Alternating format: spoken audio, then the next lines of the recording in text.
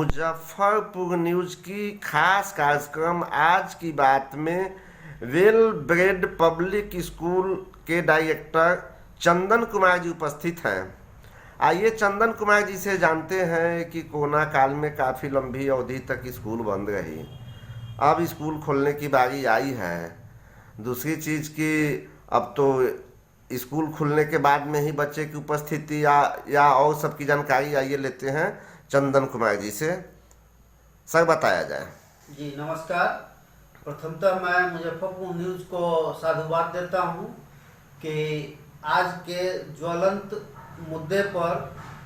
विद्यालय संचालक से, जो विद्यालय एक समाज का निर्माण स्थल है जहां पर छोटे छोटे बच्चों से लेकर के किशोरावस्था तक के बच्चों को मूल रूप से निर्माण किया जाता है, और जिस तरीके का ये जो 10 महीना मोटा मोटी गुजर चुका है और जिस तरीके की मनोदशा में हमारे अभिभावक, हमारे बच्चे, हमारे शिक्षक और साथ में हम संचालक वृंद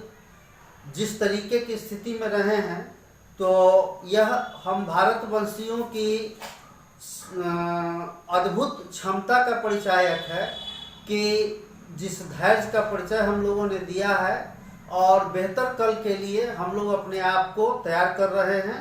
और मैं अपने शिक्षकों से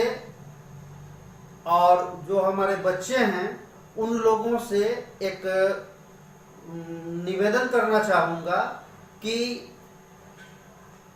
मार्ग में जो बाधा आई है उस बाधा से अपने आप को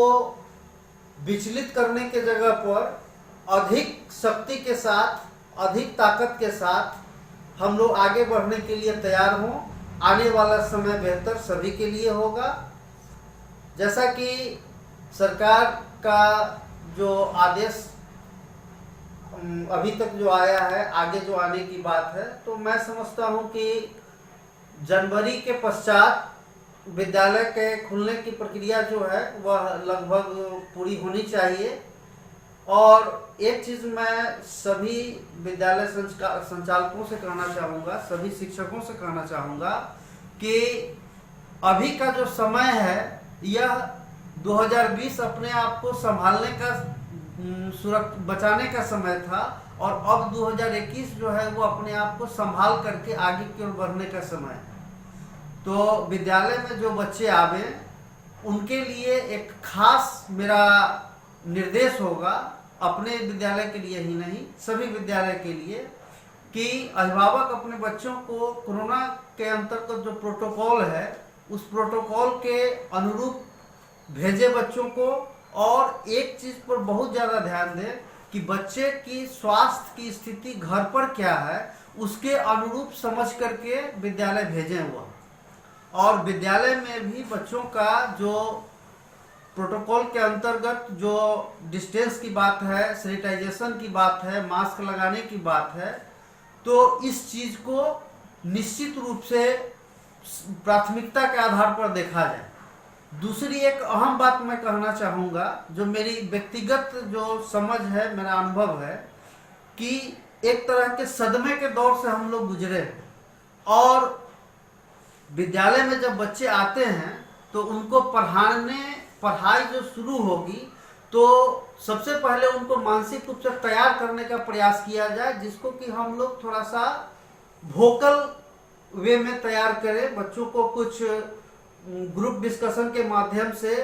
जो थोड़ा सा मनोरंजक भी हो, उत्साहवर्धक भी हो, और मैं आशा करता हूं, और साथ ही साथ जो हमारे अभिभावक हैं, खास करके आर्थिक एक जो मुद्दा है ये बहुत महत्वपूर्ण है। तो इस पर हमारे जो अभिभावक हैं, हमारे जो शिक्षक हैं, हमारे जो संचालक हैं, इन सब लोगों को आपस में मिल बैठ करके जहाँ तक यथासंभव हो एक दूसरे को सहयोग करनी चाहिए और करनी पड़ेगी, चूँकि विद्यालय जो है सब लोगों के सहयोग से ही चलना है।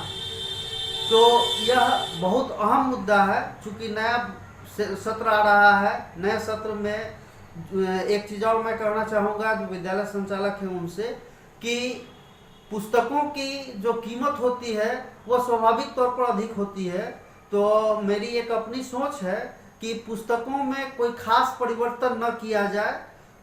इस 2021 में जो स्थिति रही है उसके बीच में लेकर चला जाए। 2022 से कुछ नए रूप में सोचा जाएगा और हम आशा करते हैं, मेरा पूर्ण विश्वास है कि हम सभी मुजफ्फरपुर वासी,